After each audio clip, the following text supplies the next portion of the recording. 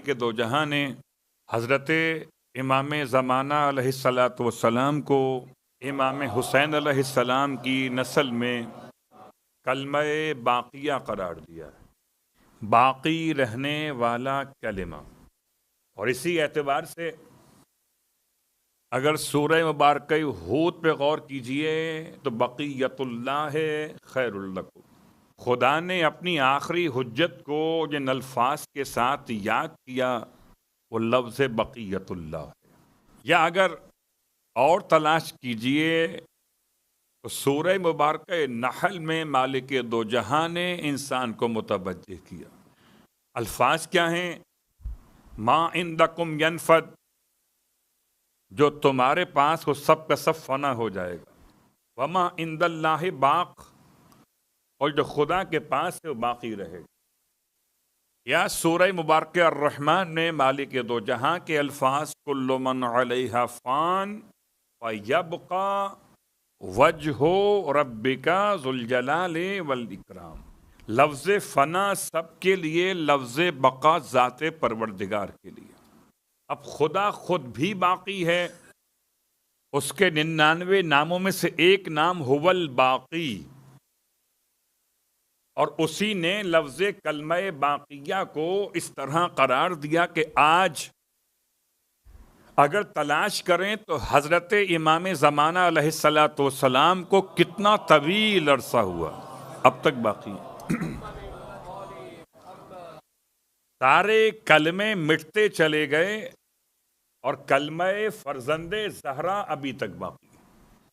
بچے دنیا میں آئے، جوان ہوئے، بوڑھے ہوئے اور چلے گئے، حجت خدا فرزند زہرا ابھی بھی باقی ہے۔ کہ کلمتن باقیتن فی عقبہ، کیوں باقی ہے؟ کہ تاکہ جب تک پلٹنے والے پلٹ سکتے ہیں، جب تک ہدایت کے طلبگار ہدایت کو حاصل کرنے کے لیے آمادہ ہو سکتے ہیں، تو کوئی نہ کوئی ہادی تو رہے گا۔ ہادی رہے گا کب؟ جب کہ وہ مہدی ہوگا۔ اس سے پہلے کہ ہم بات کو آگے بڑھائیں، سورہ مبارکہ زخرف کی تلاوت کے اعتبار سے ایک جملہ آپ کی خدمت میں اور پیش کر دوں، کیونکہ بہت سارے افراد چاہتے ہیں کوئی ایسی بات روزانہ ان کی خدمت میں پہنچا دی جائے جو مختلف مسائل کے حل کے طور پر۔ تو مسئلہ آج کل کے دور میں انسان کی صحت یابی کے حوالے سے بڑا نہیں معلوم ہوتا کہ انسان اپنے اندر کون سے مرض کو پال رہا ہے، اور اگر پراپر انسان میڈیکل چیک اپ نہ کروائے تو ہو سکتا ہے کہ وہ مرض جو پوشیدہ ہو انسان کو اچانک موت کے منہ تک پہنچا دے۔ بہت ساری تفصیل ہو سکتی ہے، البتہ میرا موضوع یہ نہیں ہے، لیکن ایک بات یاد رکھیں کہ اگر انسان واقعاً عبادات کو خلوص قلب کے ساتھ انجام دے تو بہت سارے امراض تو اس کے جسم میں پروان چڑھ ہی نہیں پاتے۔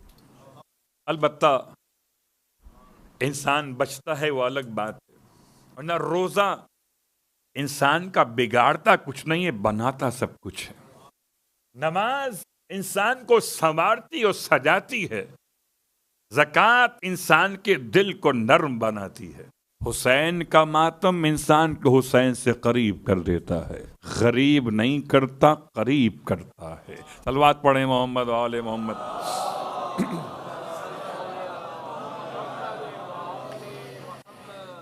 اب اللہ کے حبیب فرماتے ہیں من کتبہا، جو شخص بھی سورہ زخرف کو لکھے۔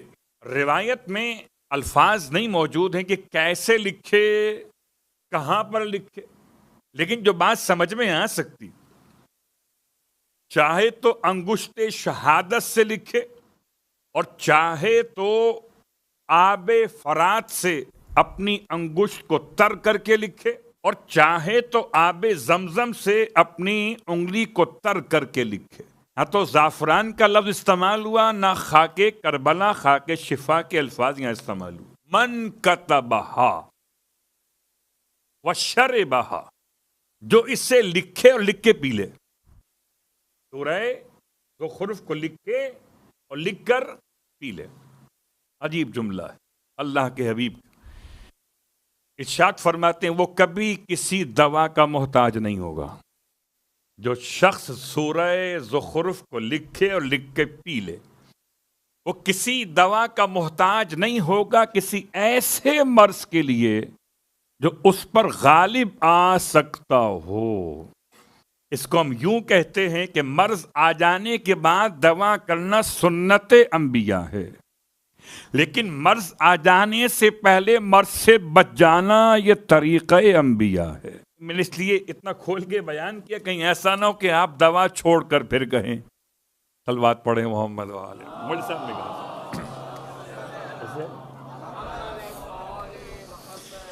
आप फरमाते हैं कि अगर कोई इंसान लिखे इसको और लिखकर पी ले तो कभी जिंदगी में किसी दवा का मोहताज नहीं होगा। अल्लाहु अकबर। फिर आप फरमाते हैं अगर इसके पानी को छिड़क दें किसी ऐसे शख्स पर जिससे ऐसी बीमारी हो जो रंग बदलती हो, डायग्नोज ना होती हो, पास ने तर्जुमा किया मसरू का, इसे मिर्गी के दौरे पड़ना। अगर किसी ऐसे शख्स पर सूरह ज़ुख़रुफ़ के आयात को लिखकर उसका पानी छिड़क दिया जाए तो इरशाद फरमाते हैं अल्लाह के हबीब के खुदा उसे इसकी बरकत से शिफाए कामिला अता कर देता है, और उसके अंदर जितने जम्स होते हैं उन तमाम तर जम्स को खुदा इसकी बरकत से जलाकर राख कर देता है। जैसे कैंसर के जरासीम जलाए जाते हैं, ऐसे इस सूरह की बरकत से भी जरासीम जलाए जाते हैं। हर एक मर्ज का इलाज है मगर बुग़्ज़ अली का इलाज नहीं है।